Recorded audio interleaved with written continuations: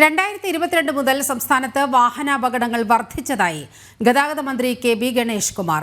നിലവാരമില്ലാത്ത driving മൂലമാണ് അപകടങ്ങൾ വർദ്ധിക്കുന്നതെന്നും മന്ത്രി പറഞ്ഞു. കഴിഞ്ഞ വർഷത്തേക്കാൾ ഇക്കൊല്ലം അപകടങ്ങൾ കൂടിയെന്നും മന്ത്രി ചൂണ്ടിക്കാട്ടി.